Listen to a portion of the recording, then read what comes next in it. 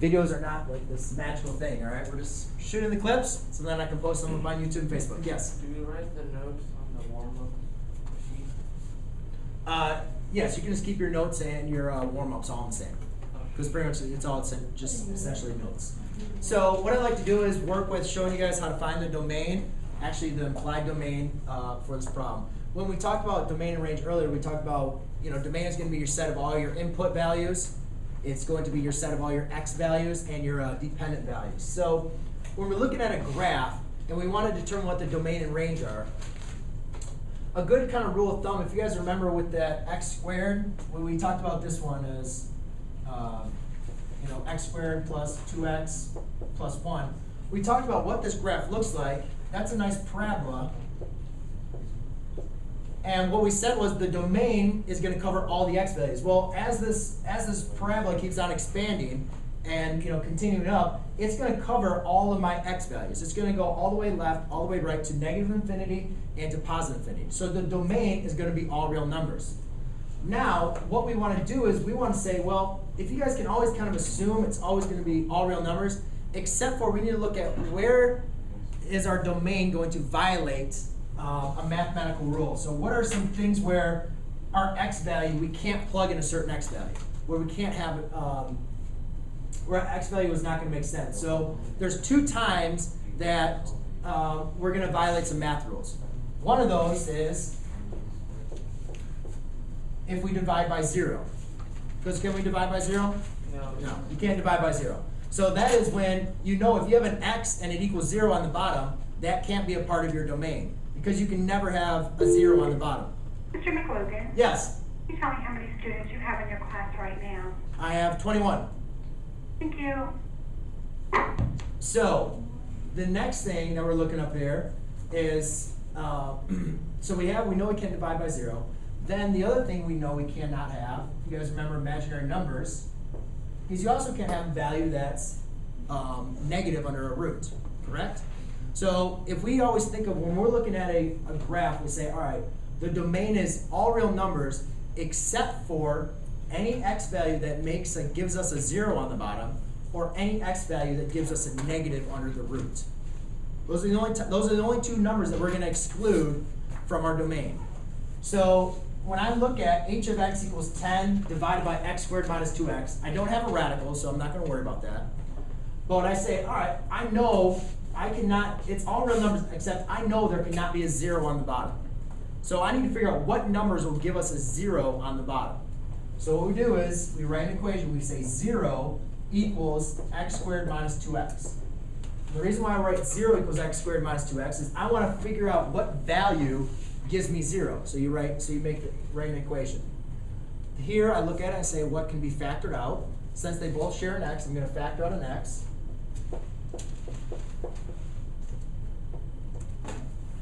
Then, now I have this as a set of linear factors, so I can say x equals 0 or x minus 2 equals 0. Whichever one of those is going to give me a 0. So 0 equals x, or x minus 2 equals 0. Then I solve for x here, and I can either say, well, when x equals 0 or when x equals 2, for either one of those, that's going to give me 0 for my function. I'm sorry. That's going to give me 0 on the bottom. It's just the computer's battery's dying. Does that make sense? So therefore, when I write my domain, it's all real numbers except x cannot equal 0 here and x cannot equal 2. Because when x equals 2 or it equals 0, that's going to give me a 0 on the bottom. Does that make sense? No? So you're like solving for instead of solving for what is x, you're solving for what is not x. Is that what you're saying? What cannot be? What I'm doing is, if you plugged in 0, right? Plug 0 into this equation. 0 squared is 0, minus 2 times 0 is what? 0. So then your equation is 10 divided by 0. Is that possible? No. So therefore, 0 is not a part of the domain. If I plug in a 2, 2 squared is 4. Minus 2 times 2 is 4 minus 4 is 0. Therefore, 2 cannot be a part of the domain. all other numbers, -5, 15, 3.87, all other numbers work. No other number makes it 0 on the bottom. Those are the only two numbers that make it 0 on the bottom. So therefore, they're not a part of our domain. Does that make a little bit more sense? So when you're working with something that's a rational function like this, set your bottom equal to 0 and find out what those two values are. Because what those two values are not going to be a part of your domain. Oh, so it could have been like it could have been like it's. Oh.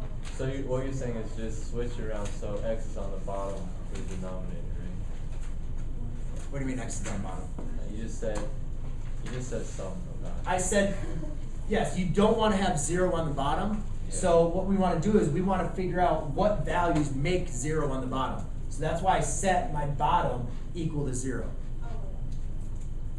Okay? Alright. So, you know, you just take a look and you say, we can't have 0 on the bottom, so you set it equal to 0 to solve for what values will give you 0 on the bottom. Yes? What happens to the third x when you take it from x squared negative 2x to the second step?